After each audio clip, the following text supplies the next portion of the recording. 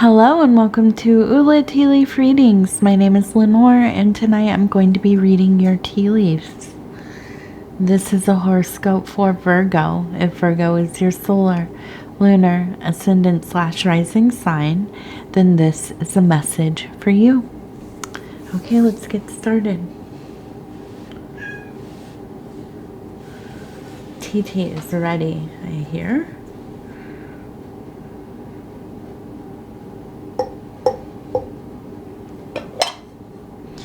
Let's see what these tea leaves have to say tonight.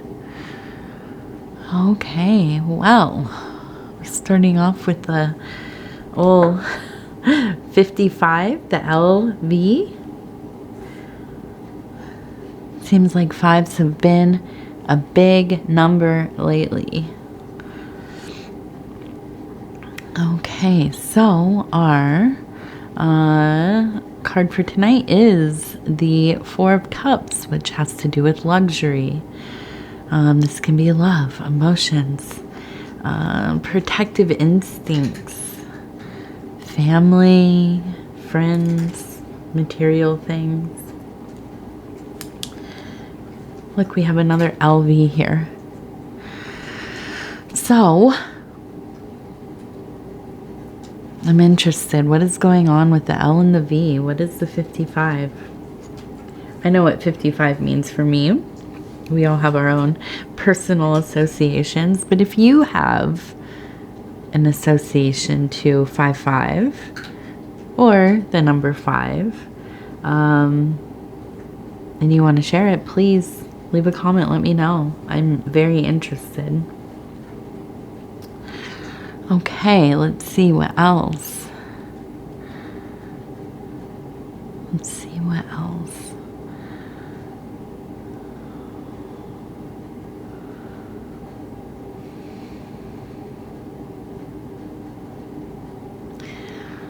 Okay.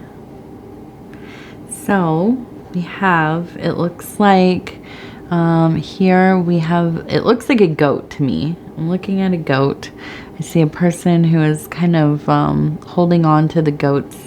I almost feel like they're dancing together. This reminds me of like, oh, what is that? Is it the Goya Sabbath? The Witches' Sabbath, maybe? Or is that the one where they're sitting? Or Black Sabbath, maybe it's called.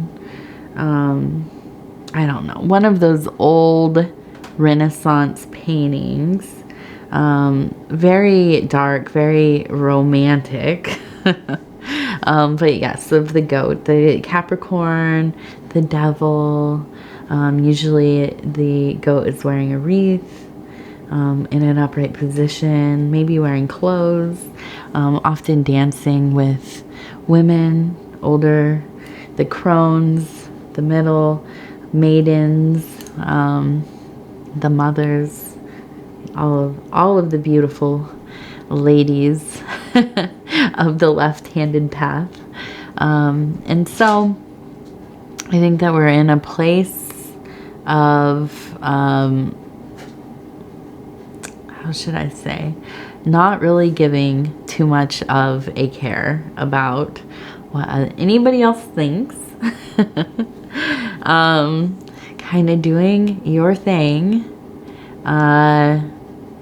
You know, I think that they're beneath everything. There is some hurt there. Something has kind of set you off a bit. But I think that you are activated in your power. Okay. You know, I look over here. I see an upside down heart. I see, it looks like lips. If you can see right there. Above it, Saturn. Okay, the symbol of Saturn. So, I mean, this speaks to my heart. You know, if you know anything about my imagery or me at all, I am a huge lover of all things Saturn. Also, Capricorn is my ascendant sign placement, so there's that as well. But you know, the thing about Virgos, because we are of the earth, because You know, life grows from us, but we also are that, you know, that element that kind of dissolves life as well. We take it right back in and turn it into, we transmute it into nutrients, right? We are the ever recyclers. We have a perspective about loss, pain, the ability to transcend things, unlike most other signs, okay? That's not to say that we like to do, you know, to have to be the ones that live close to death. You know, we are the caretakers a lot of times, the ones that help figure out all of the, you know, the paperworks and the how things are going to go, getting things done for our families, you know, going to lengths for the people that we love and care for. But you know, just because we're comfortable or at least proficient to care for these difficult situations doesn't mean that we don't, you know, ache as we go along with it. But we do something with that pain. You know, the thing about Virgos is we can carry a lot of pain with us. Now, we have to learn how to dance with the what? The devil, maybe? Or the goat. So that we can let go of some of that pain through the ecstatic, through divine love, agape. Okay? And, you know, I jest here. I know that we do have people who are religious that watch these readings, and you know, in no way do I promote the dark paths or anything like that, but you know, I definitely look at these archetypes and I see, oh goodness, I wish I had it right in front of me, the name, but basically the gist of it was that my love with God is so abundant, so all-encompassing within myself, within my life, within my experience. There's no room for me to hate the devil, because my love of the divine, of God, goddess, whatever it is that, you know, however that manifests for you, there's no room to hate anything. Not truly. Okay. And so, you know, I do like to joke about these things a little bit. But, you know, I also, I just really love goats too. The goat, seeing a goat, is always a blessed thing. They are silly. They are enduring. They're agile, tough. They go where no other, you know, creature maybe could go. They can traverse, you know, the most difficult places. And they do it well. They do it with ease. And so to see this is to say that you are somebody who can make the best out of the worst. Nothing is going to pull you down. You know, with even the worst circumstances, you are in control of how you take those and how you react and what you're going to do with yourself.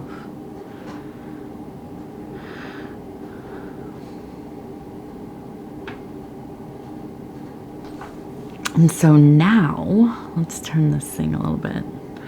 I'm interested in those 55s. What's going on with 55? What is going on?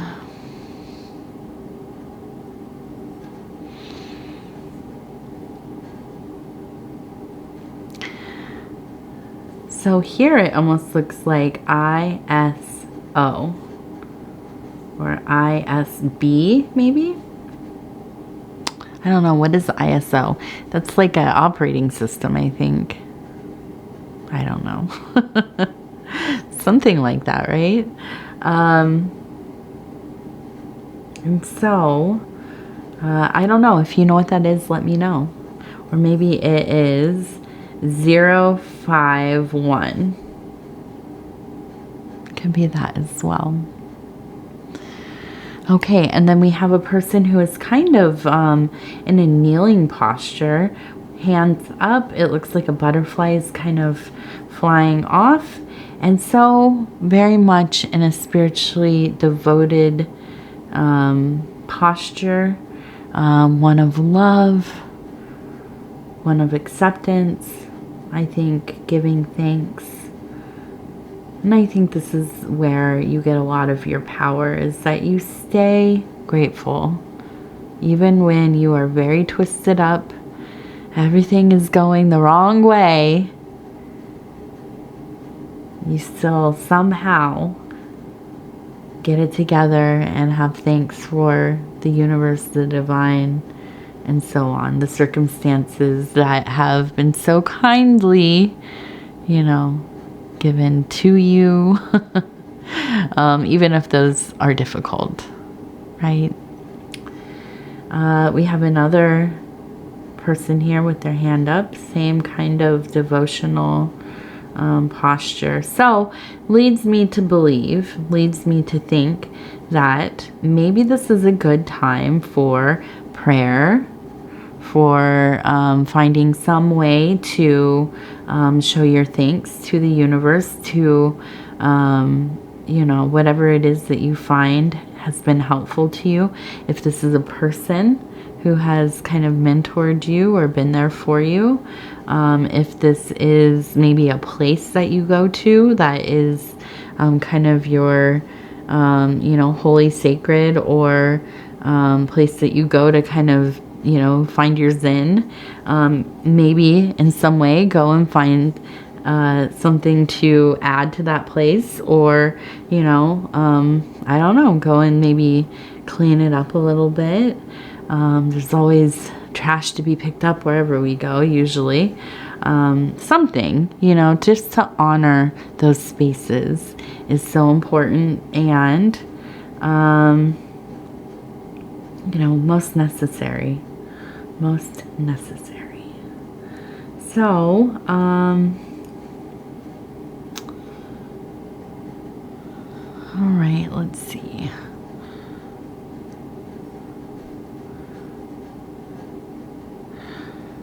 We have, it looks like a little fox down here. Maybe it kind of looks like a dog, actually, now I'm looking at it. Kind of in a bark, looks like it's kind of angry in this emotional space. So I feel like there has been a little bit of anger coming up with the dog. It is somebody that you are maybe in a relationship with, maybe this is like a friend, somebody you are loyal to, they are loyal to you, but there's been some kind of disagreement. You are at odds a little bit, but I don't think this will last very long. You know, you'll figure it out. I also see, as I'm looking at it, I'm looking up here and there's kind of this angel figure. And,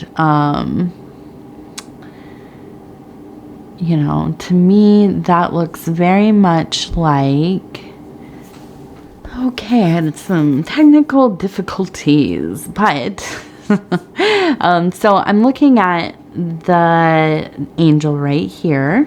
You can kind of see, kind of floating over here. And here I kind of see an interesting, it reminds me of kind of a mountain range with clouds. I feel like, you know, there's a bit of a coral, at least the feeling of, you know, some anger coming up possibly. And so I feel that this, you know, feel the daemon, the guardian angel, this, you know, intelligence or consciousness that kind of resides over your higher thinking is going to intervene, and, you know, everything will kind of return to a more peaceful state. I think that ultimately, you know, this is just kind of a little blip, a little thing, nothing to get too worked up or worried about. But I do think that, you know, this is kind of in line with this feeling of, you know, higher emotional frequencies, definitely feeling connected to the greater, you know, consciousness, and having this kind of sense of merriment. But I also think that, you know, you can sometimes find yourself to be very happy, but also have very little patience, you know, which can easily turn into, you know, being a little short-tempered and so on. So I think this is just a matter of tempering self. Okay. And I think, you know, this time of year, I feel like we're all a little bit like this, no matter if you're in the north or the south. If you're just getting over the winter and finally getting some warmth, or, you know, finally, hopefully, some of this heat will die down, because we're all getting very tired of it, I think, here in the northern hemisphere. So, you know, I think a lot of people are a little bit short-tempered, you know. So anyways, we also have, it looks like a wolf, a dog, kind of howling at the moon up here. And it almost looks like we have a person who is hunting over here, and they seem to have a canine with them. So what does that mean, really? You know, this motif, I think of, you know, kind of tempering of well, I think of the wolf, okay, and I think of like a werewolf. And the moon with its ebb and flow, you know, kind of changing of,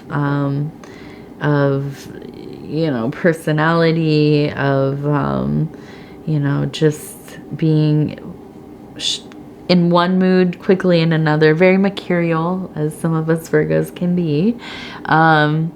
And so really, kind of having that hunter-huntress archetype, get out there under that moonlight and shoot down that bad mood, that bad werewolf. Yeah. You know, that's all I can think of, as far as that goes. Yeah. Okay, so let's take a look over here. What do we have on the plate? We have, ooh, and it just took away half of it, but this looks like a cardinal. So I think that we definitely have kind of a maybe deceased family member, somebody who is important to you, coming and visiting you, letting you know they are thinking of you. This is,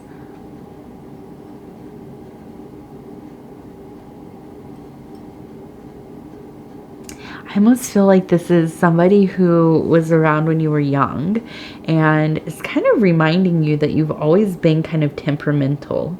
There's almost a sense of you were like a very,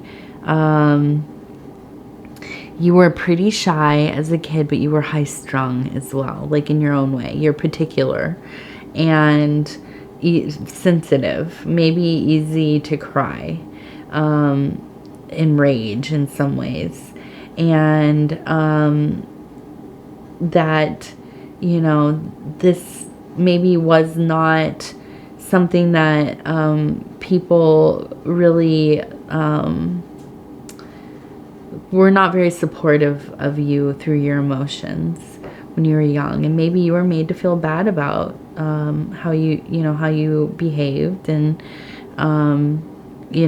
behaved, my goodness, how you expressed yourself, I should say. And so it really, in some ways, has become like a real sensitive place for you, and almost kind of shameful when you were young. So I feel like this person is letting you know that they remember you being like this, but they were always so, they always thought that you were so special because you had a perception of the world that was so much more aware, conscious. You were very, very aware of your surroundings, of how things made you feel. You were not very well conditioned to just withstand uncomfortable feelings or uncomfortable situations. And that was something that was actually very beautiful about you, and still probably very much so. And as we know, the world has evolved in tiny ways. People like this, like us Virgos, are often very empathetic beings. We are healers. We are, we're cautious. We have good instincts. And, for most people, especially when you're raising a kid, and I find myself even, sometimes having to reel it in because I'm, impatient. I want to get things done, and my daughter's, doing her own thing at her own pace, and I have to remember, she is becoming her own person. She's, expressing herself, whatever. But I think, especially in the generations before, there wasn't a lot. Not everybody, of course. There were families that gave their kids a lot of autonomy as beings, but there wasn't a lot of patience or, I don't know, just that supportive spirit of letting kids be who they are, right? We very much kind of talked into just becoming as easily managed as possible, And I think, a lot of people worked and were busy, had a bunch of other kids, or, whatever it was. And it just, it's hard. It's hard raising kids. It's hard being a kid, So anyways, I think this family member really wants to point that out to you, okay? And that's an important message for you to remember. Your feelings are valid. They make you your feelings don't make you who you are, but how you react to them do. Okay, what you do with that. Okay. Also, we have some birds in flight. I think that, again, as I just began to misspoke, our feelings are not us. They are transient things, but they do filter through who we are. The many things that we are, the many different, if you think of us as like a stained glass window of many fragments of many things, many personalities, many archetypes, definitely composite beings, and those emotions, they go through, and it's like the light shining through, casting it upon the wall, right? We are not exactly the light, but it is very much a part of us. So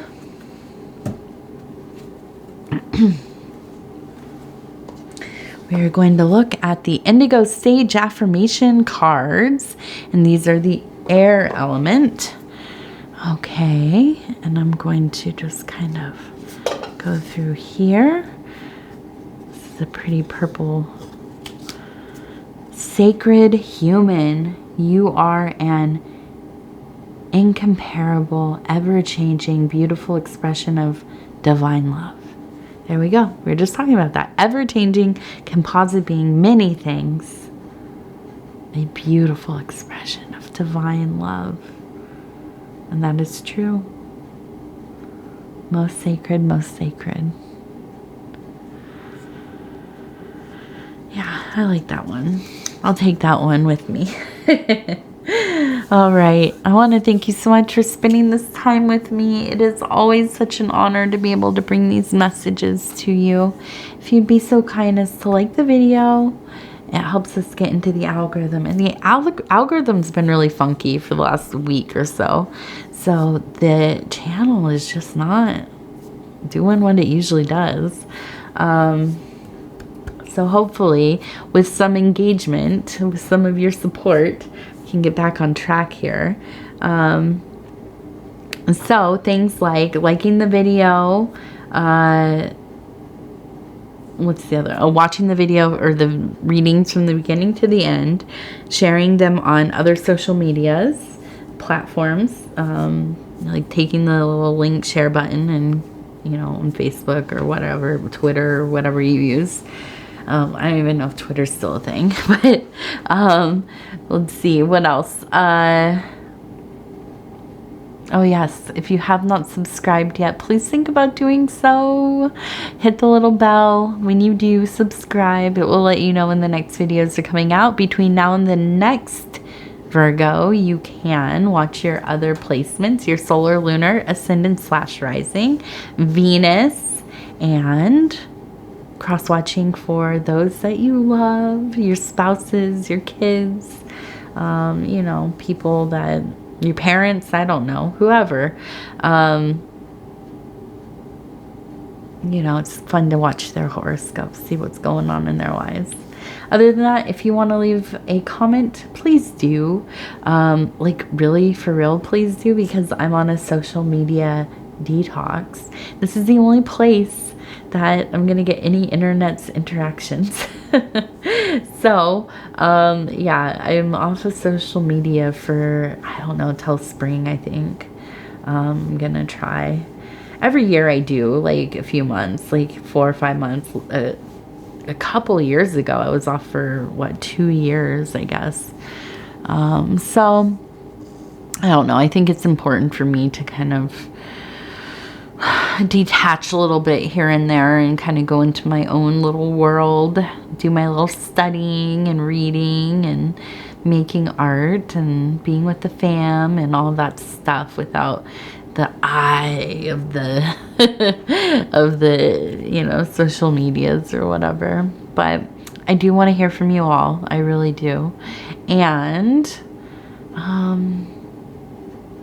yeah, I think that's it. Feeling a little goofy, ready for bed.